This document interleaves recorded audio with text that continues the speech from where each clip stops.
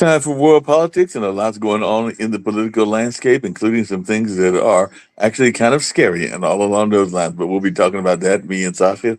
We'll see if anybody else joins us as well to hear about a lot of these conversations and what's going on. I know that the president is meeting with the folks from London and the whole royal community and all along those lines. And then the thing that I saw that Sasha will find interesting, as we know that there's a lot of people that are not that big of a fan of President Trump from around the world and everything like that. But I was just reading earlier today that President Trump will have his face on passports. So that's right. If you get a passport to go to another country, you'll be having his face on the passport. I'm not sure whether you have to request that or whether that will be issued among the passports that are coming out. But I just saw that story and everything along those lines. So things like it's just getting crazier and crazier and all along those lines, because I just read that story, Sasha, where they were saying that there's going to be a new passport that will be released, and in that passport, you will have the face of Donald Trump if you decide to get that passport. Now, what I wasn't clear about in reading the story is whether that is something that you have to request, but it's all part of the celebration of the 250th anniversary of America and all along those lines. So it does look like there will be a passport that will be put out there that you can get that will have his face. And I know that there's a lot of people around the country, including yourself, that are from other parts of the world that aren't the biggest fans of the president and everything like that. So it'll be interesting to see how this is received by the world community, because I know there are a lot of people, whether they're in Europe, whether they're in Africa, whether they're in Asia, that aren't the biggest fans of Trump, and they might not even accept the Americans that are coming over if they've got his face on the passport and everything like that. But I just found that really interesting, and just saw that maybe about an hour and a half, 2 hours ago, as I was going through news stories and everything like that. So what do you think about this notion of having the president's face on the passport? I think something is missing here is very important thing. The passport is very valuable document, and Hmm. for Americans, it's a question of pride to have the passport, and for a privilege of having a passport, specifically with Trump's face on it. I think the Americans have to pay at least $1,000 a piece. So if say a family of four would like to have passports all together, so they would have to pay $4,000, and then they will have passport with the image of Donald Trump or so on. Now, other question would be that around the world, a lot of people hate Trump, and Right. there's no doubt that a lot of these passports will be stolen. A lot of this passport will be uh, put in garbage cans and something like that. So then you can sell insurance.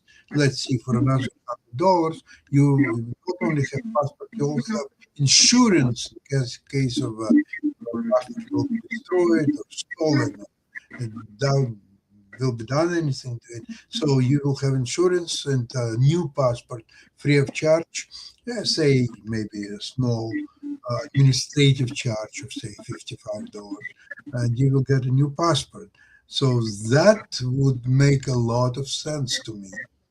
Yeah, that makes a lot of sense and everything along those lines. I did have another question for you, and I brought it up earlier when I was doing the news briefs on World Edition. We had our guests, so I didn't get a chance to talk to you or Rick about it and everything like that. But, for many years, there was a coalition of oil producing countries that were very powerful, that being the OPEC nations. I know that throughout my life, and particularly ever since my teenage years and everything like that, you would hear about the OPEC nations and how they were controlling gas and other things along those lines in terms of the prices and who got the oil and who didn't get the oil and all along those lines. But one of those countries, and I know you have mentioned it before, even in your conversations around Israel and the Muslim countries and everything like that, but one of those countries, which is very powerful, has pulled out of OPEC, that being the United Arab Emirates. So I was just wondering your take on this, because that was something that was also reported earlier today. And I just wanted your take on them pulling out. I know Saudi Arabia is not too thrilled about that.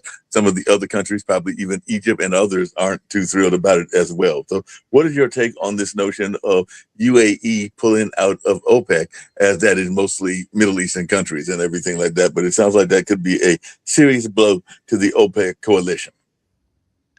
Yeah, that's a quite significant event because OPEC was invented as the means of fighting the United States and European countries on the oil prices.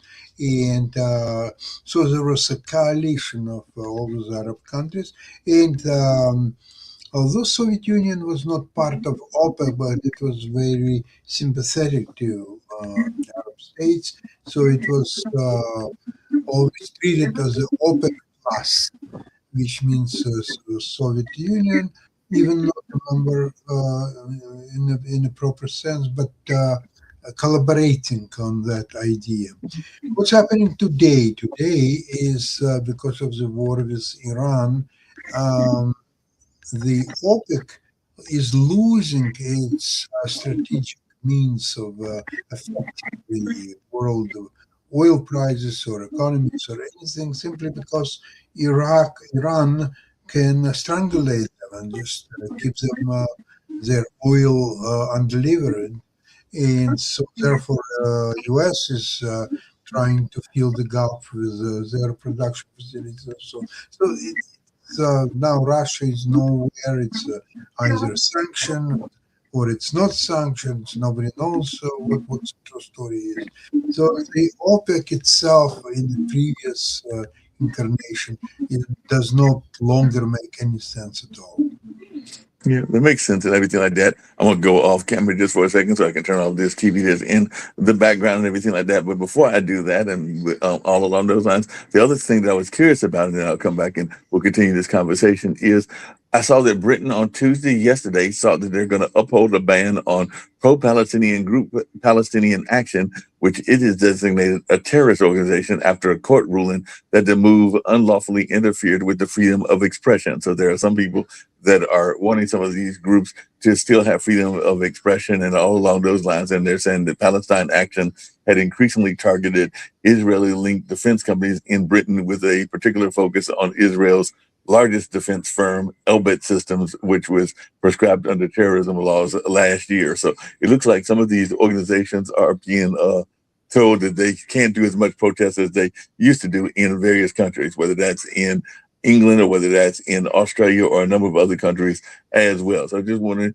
your take on some of these countries that are taking action against organizations that they consider to be terrorists and all along those lines. So I just wanted your take on that because apparently the ban placed the group on a par with the Islamic State or Al Qaeda, making membership a criminal offense punishable by up to 14 years in prison. And more than 2,700 people have been arrested for holding signs in support of Palestine Action, though charges could be dropped if the High Court ruling is upheld there in London. So what's your take on different countries designating organizations as terrorist groups? We've even seen that here in the U.S. and then trying to enforce the rules against them. So like I said, I'm going to turn off the TV now and I have a couple other questions for you as well. But what's your take on that and all along those lines? In my opinion, whole idea of Palestinian freedom fight is becoming sort of an excuse for all sorts of criminals to do all kind of public protests or anything else just to get themselves busy. Most of them are receiving money from supporting organizations. And this is all what it is because in Israel, Arabs are integral part of a community. They live in harmony with the population of Israel, who are not Arabs but rather Jews or other nationalities. And they have access to work, to studies, to medicine, they're just completely free citizens of the country of Israel. And all this nonsense of Palestinians fighting for their freedom or so on, what freedom? Make a country, head a country with all the institutions and make life happy for your citizens, but they are not making a country. They're not. They're fighting for Israel to be thrown into the sea, from the river to the sea, and all that garbage. That's all really what they are doing. So they are, unfortunately, they're making life miserable for their own people, first of all, but then also for the neighboring country, Israel, of course, being number one of them. And that's all there is to it. And they're trying to make noises in Europe and elsewhere. This is a horrible, horrible idea. And I wish the people who are sponsoring this idea and throwing money for the people who are participating, I think it would be great if they would be severely punished. Well, I know in the past you've mentioned UAE was a country that was offered or that was given an opportunity to be a Palestinian nation and all along those lines. So maybe that's something they will explore as they become more independent of OPEC and some of the other Arab countries. Because I do remember in past episodes you have mentioned UAE as well as Kuwait and some of the other countries as being countries that I guess were originally given the opportunity to be the Palestinian nation and everything like that. So as they become more independent from each other, maybe that'll become part of the conversation in the future. It'll be interesting to see how this all plays out and who decides to join in these conversations and all along those lines. So it'll be interesting to see how it all plays out, and we'll just be continuing to watch here on Pod TV and other places as well. Another story, and I'll come back to Trump and everything that I saw in the earlier yesterday. We didn't have him today, and I think he's been busy with some of his projects that he's involved with. But Jacoby was bringing up this idea of it being staged, meaning the shooting and everything like that. And I did see that the president actually made a statement. Who knows? Maybe he's watching Pod TV, but he was making a statement that this idea of it being staged was a absurd idea, and all along those lines. So he's basically saying that there was no way that it would stage and that it would be impossible to stage it and everything like that. So I know Jacoby was of the opinion, and I've read other people, including various conspiracy theorists, that have talked about both the Pennsylvania incident and this one as being a staged incident. But I did see where President Trump had tried to downplay that idea and tried to make it seem as if that was an absurd idea and everything like that. So what is your take on this notion of it being a staged shooting and maybe the guy having been paid off some money or paid off in some kind of way, even though jail time is a real significant payment if you actually wind up serving all that time and everything. And the young man apparently was involved in everything from video games to being a teacher of the year and a number of other things, and was fairly young. I think he's only 31 and everything like that. But what is your notion of this being a staged shooting, whether it's this one or the one in Butler, Pennsylvania? Yeah, I've heard this rumors about fake shooting, and it's very difficult to believe that that's what taking place. On the other hand, then you have to believe that this person was a complete sick person, and just the way he behaved and that run. Um, and that it's not credible at all. So maybe he was hired by somebody. Okay, you just run, you will get 20 years in jail, and you'll be a very rich person as a result of it. And he said, yeah, okay, I'll take money, I'll go to jail for 20 years. It's just so obscure situation to believe in that scenario. I don't. Yeah, and it would be difficult to prove and everything like that because, like I said, I mean, there was even those kind of accusations way back when with Oswald and a number of other folks that actually carried out their assassinations, that there were multiple shooters or that there were other people involved. I think there was even rumors at one time with Oswald of the Russians being involved and everything like that. So a lot of times these rumors do take a life of their own, and sometimes they are investigated or continue to be investigated. I think there's still people that are still having theories about the Kennedy assassination, the assassination of Martin Luther King, Malcolm X, and a number of other political leaders as well. So there are probably even some people that have theories about Ronald Reagan's assassination attempts, as well as the assassination attempts of some of the other presidents as well. I did see that James Comey was back in the news, and apparently he's been indicted over 2025 social media posts that he put out there and everything like that. And we do know that Comey has definitely been involved in the news in the past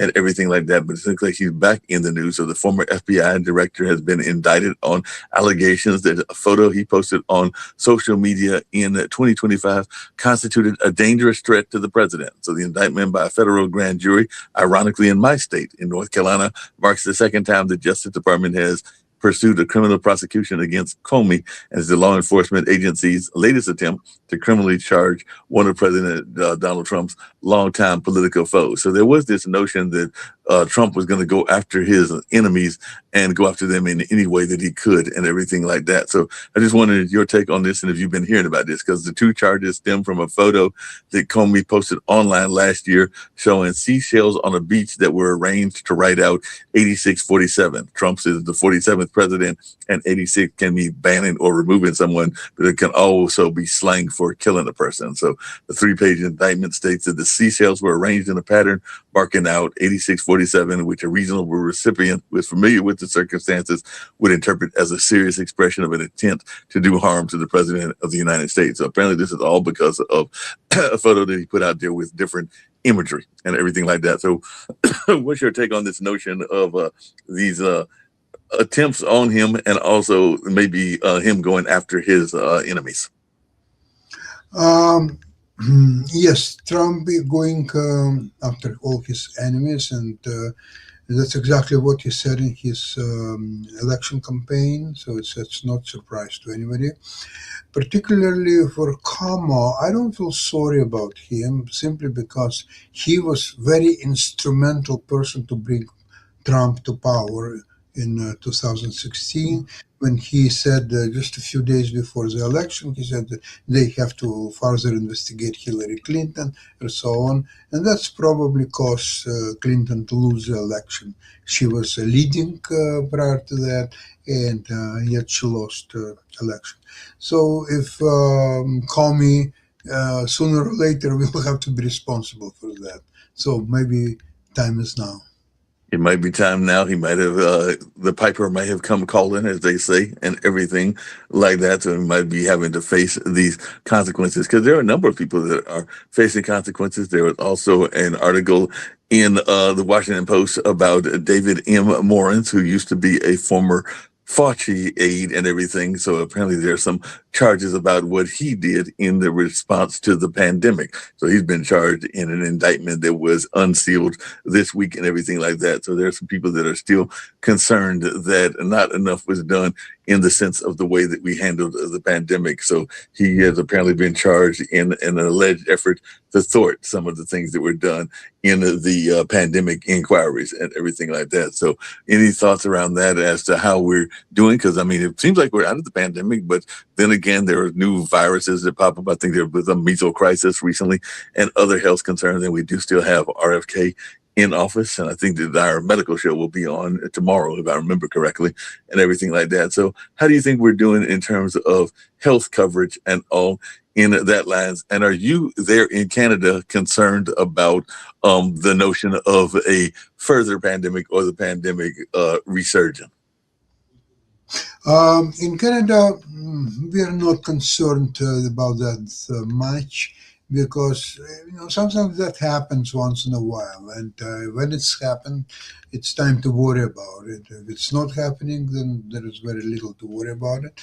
People normally take their vaccinations as suggested by their doctors, and there is very little information about resentment of this certain vaccinations as they happened, and there is very little public discussion, if any, because people believe it's up to their family doctor's decision, and they want to follow it.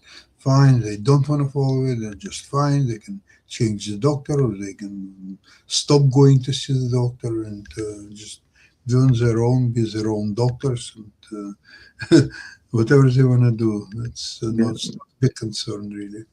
That makes sense and everything like that.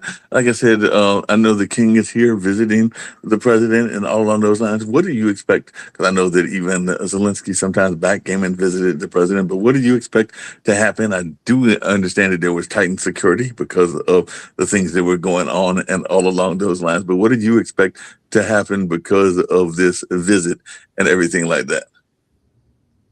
You're talking about King's visit? Yeah, the king's visit in the United States. Well, hopefully it will be over soon and nothing will happen during that time.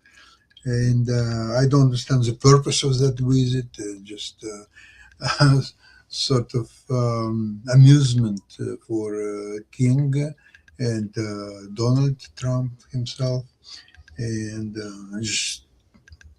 I would dismiss it as a non-event A completely. non-event. That makes sense. I know that tomorrow, and I'll send you the link and everything like that, you're going to have modern investment. But I just saw that Kevin O'Leary, who a lot of people know because of Shark Tank and things along those lines, he had an interesting quote, and you might find it interesting. He says, capitalism works because, and I've heard you say something similar, the losers die. So he's making this argument it's a really bad idea for the federal government to bail out Spirit Airlines and all along those lines. So he says that Spirit Airlines may only have days to secure a lifeline, but the multimillionaire investor and Shark Tank star Kevin O'Leary is thinking that Washington should let the budget carrier crash and burn. So in an interview on Thursday on News Nation, he called the Trump administration's reported $500 million plan to rescue Spirit Airlines a really bad idea, arguing that propping up failing companies undermines the logic of American capitalism. All of these rescue bailout programs for failing companies, capitalism works because the losers die. The protein goes to the bottom of the ocean. It's acquired by private equity firm, lenders, or other strategic buyers, but it's bad management. So basically, he's got that same idea that I think you said about war, which is that to the victors go the spoils and everything like that. So what is your idea around what he's saying? Because he's basically saying that if they're doing bad management, it's bad management, and we don't really need to be trying to prop them up. And I know there have been efforts with the automobile industry, with various other industries that have failed, and a lot of money has been piped into them. I mean, some of people would even say that some of the pandemic aid was an attempt to keep people afloat that might not have been needed to be afloat and everything like that. So I just wanted your take on what Kevin O'Leary is saying. I saw a brilliant play with the name The Lehman Brothers. I Mhm. saw it first, it was a London stage show, and I saw it in the transmission from London Theatre. And then the show was in Toronto, and I saw it live. So there's a very interesting episode when Lehman Brothers, they were already established and doing quite well. And I think it was at the beginning of the 20th century. So there was one bank as it was going under, and there was a decision to be made whether to save this bank by offering them some loans and so on, Mhm. just keep it afloat, or just let it go. So there were about half and half other banks. Some decided to help, some decided to let it go under, and final word was with the Lehman Brothers. And Lehman Brothers said, "Well, we analyzed everything and so on. Just let it die." And the bank was not rescued. They had to go under and so on. And then the same situation happening in 2008 when Lehman Brothers itself was subject whether to let it go or rescue and to make it alive. And the decision was made to let it go. So whatever they did 100 years ago came back to them right in. Situation is now, what's the situation? Okay, there were many other investment companies that were rescued in 2008, and not only in US but also all over the world. Right. So don't forget that each bank, its shareholders, employees, uh, the holders of law of bank papers and all that stuff, lenders and so on. So it's a very difficult question in which case the way you act. Now with the Spirit Airlines, you know, Airlines is not that glamorous business. It's very risky business. Most Mhm. airlines sooner or later would go under. So, what you make decision? Okay, each airline has some assets, planes, the people who work for that, so on. So maybe it's a good idea for some to let's for example the shareholders of that airline, in case of it will go under, they will lose all their capital, but it's capital, it's risky to begin with, so they will lose their risky capital. What's so extraordinary about that? To me, absolutely nothing. People took a risk, they thought they would make some money, or they were mistaken. Now they are losing money. What's important is to make sure that somebody will acquire the assets, including employees and management and so on. And by infusion of more money, maybe to restructuring or maybe merging it with another airline or so on, they will save all that goodwill. In that perspective, I think that would be the right way to do it. Yeah, that makes sense, by the way. And I know that Rick has talked about it when he's been on the show and everything like that. Surprisingly, and I think he was expecting a bump, and maybe there'll be a bump later, but apparently, and this was reported earlier today, like about an hour ago, Trump's approval rating has fallen to the lowest of his current term in a new poll. So I think this poll was taken maybe even after the shooting on Saturday, but apparently his ratings have fallen to their lowest, and they were already low as they were and everything like that. So maybe he did not get the bump that was expected from this whole horrible shooting that took place at the Correspondence Dinner and all along those lines. I've got to figure out when they actually asked the people, and maybe it took place before the actual event. But the latest ratings are saying that he is not doing good. I know that he's going after Kimmel, and currently Kimmel told a bad joke about widows and everything like that that had to do with the president's wife and all along those lines. And there had been a effort to try to get Kimmel off the office, like they've gotten some other people off of out of their TV coverage and everything like that. But I knew there are some people even on Twitter and stuff that are saying that this was a bad joke, and this was before the shooting that he made a joke about how she looked like I think, an expected widow or something like that. But it was definitely a reference to the state of health of the president, and this was before the shooting attempt and all along those lines. But there had been a lot of pushback against Kimmel because of the nature of the joke and everything like that. So I was wondering what you've been hearing about that particular joke and the fallout, and also, are you surprised that his approval ratings are still so low? Uh, I'm surprised that this statement about her being a widow or prospective widow, how, that it's taking so much out of context. First of all, she's going to be a widow, whether she wanted or not, because she is 24 years younger than Right. Trump. So there will be a time when he'll die. You know, he's not a saint. He is going to die, and he will be put in casket and be put into the ground. So she will be a widow sooner or later. So what's a big deal about it? It doesn't matter. Somebody will shoot him, or he'll just die from natural causes, or he'll get sick by I don't know, whatever it's. Some of this maybe speed, maybe uh, some Could other. be, yeah, it could be cancer. It could be just old age. I mean, there's a number of reasons that can take Let's you out. face it. Let's face it. She's going to be a widow. He will die, and there's nothing to do about it. It's a part of biological way of life.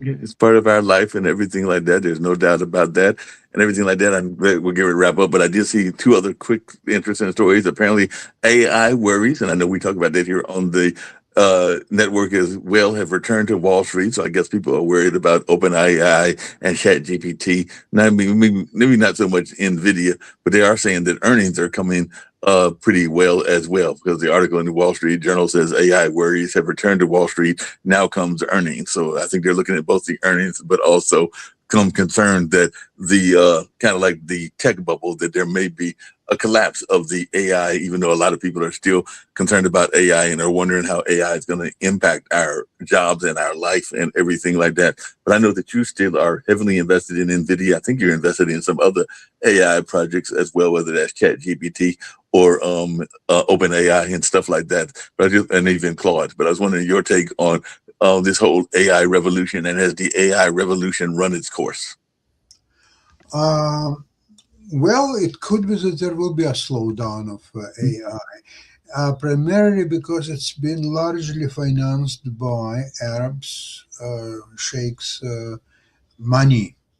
They moved hundreds of millions, if not sorry, billions rather, or maybe even trillions of dollars into AI, all kinds of projects. And I think it will be drying up quite considerably simply because of that situation in the Middle East and the fact that United States failed to defend these countries. So they're furious that after investing hundreds of billions, if not trillions of dollars in US projects, in US economy, in AI, and just name it, uh, there's no defense. So, what kind of arrangement is that? So, obviously, their all revenue may not be the same, and they will have to definitely they will scale down on their investment, and that could lead to slowdown in AI trade. No doubt about that. One last story, because I know Kim would love me to bring this up, and then this will be the last one that I'll mention, and we'll close it after this. But it has to do with a issue that she's passionate about. But apparently, there was an article that was out there in the media about the Reverend James Green was in the middle of delivering a sermon at the Union Mission Baptist Church, number one in Shreveport, when he learned the unthinkable had happened. In the morning, a National Guard veteran shot two women and killed seven of his kids and one of their cousins. The gunman died after a police chase, and this took place on April 19th, not far from Green's Church in Shreveport, a city of nearly 180,000 people near the Texas border in northwest Louisiana. And he said it was worse than getting a kick in the gut, recalled Green, who is also a Shreveport city councilman. It was like the wind being snatched out of me. And as a community grappled with the aftermath of the shooting, Green spearheaded a domestic violence summit and hosted community vigils. The nation, and he insisted, needs to zoom in on domestic violence because it happens every minute, every hour of our lives. But like some Americans already beset with traumatic news and deep political divisions at home and the wars in Iran and Ukraine, may choose to look away partly to protect their own mental health. So he said, we've been talking about this in psychology for years, not just with mass shootings, but other incidents of trauma that have replayed over and over again, that we do not have to take a healthy level of self-care. It's what April Alexander, a director of the University of North Carolina Charlotte Violence Prevention Center, said. And I know that Kim is very much big into this notion of there's a lot of domestic violence that is taking place. And that's one of the things that both of these individuals are saying, is that domestic violence should not be something that we ignore and everything like that, because apparently it is a major problem in the United States, and I think in other parts of the country as well. Even though there are some countries that might be doing better with the way that they handle it, and also the ways that having lower amounts of it and everything like that. But there are definitely a growing number of people worldwide that are turning away from the news, partly because they find the news depressing, but also they're not dealing with some of these issues and everything like that, and all along those lines. So I just wanted your take, because a lot of people have become numb to violence, whether it's the violence of mass violence, like what we're seeing in the wars, or the violence that is more directly involved with communities, which is domestic violence. So a lot of people have become numb to the notion of violence and mass tragedy just because they hear so much about it, not just on our network, but just in general and everything like that. So I just wanted your take on that idea, because some people are becoming numb. And I think that's one of the things that this minister was saying, is that we don't need to be numb to domestic violence, and we don't need to be numb to violence in general. So I just wanted your take on this idea that we see so much of it. And of course, we also see it on TV shows. I mean, I've been watching this Cop show for the last couple of hours, and I can't tell you how many people have been shot and killed and everything, but it's been a whole heap of them and everything like that. So I just wanted your take on this notion of us being numb to domestic violence and violence in general. And then after you answer that, I'll probably do the 30-second one versus the other one and get us on out of here. Mark, this is all starts with a society and its foundation. and the violence is ugly part of it, but it's much more a problem in the United States than in many other countries. For example, in Europe, where people live in a tight communities, they sometimes they don't move for a century anywhere. Sometimes three generations of people live in the same house or apartment or whatever, so they know each other. They're going together to schools or some other events and so on. So therefore, the violence there is much less expected and happening much less often than in US, where it's very fluid situation. People move here and there, and they're watching different television programs and reading all kind of garbage on internet and so on. And it's very difficult to investigate what's in their brains, so to Mhm. speak. So that's where the violence starts. And as much as you can be sympathetic to victims of the violence, there is very little you can do to prevent further violence to be done. But you mean to have death sentences, but even people who are victims of the violence, they are against capital punishment. Okay, Mhm. so they cannot even defend themselves against future problems. So this is very difficult questions, and all I can say is I'm very sympathetic to victims of violence. I am not prepared to suggest anything what can seriously prevent it. Yeah, that makes a lot of sense. Like I said, we'll wrap up and everything like that. I'll see you tomorrow on World Edition. It may be an abbreviated edition unless Kim or Nick can help me out because I've got an event that I've got to deal with where I've got a potential job candidate coming to one of my jobs and everything like that. It won't impact our show because I'll be done with that by 1 o'clock and everything like that. But we'll play it by ear. But I'll definitely set up the link and send it out. But Yeah, it may be a 30-minute show depending on what goes on with that or who is able to relieve me and all along those lines. But the 1 o'clock show, it won't impact it at all because I'm done by 12:30 and thank everything you, like Mark. that. And please send me a link to this show as well. Okay. I would definitely do that. And so I said we'll close out with the 30-second one, but it's been a good conversation as always with you, Sasha. I always enjoy hearing your thoughts and what you've got on your mind, just like I enjoy hearing the other folks as well. So I look forward to catching you on tomorrow. Thanks. Bye bye, everybody. Yeah, bye.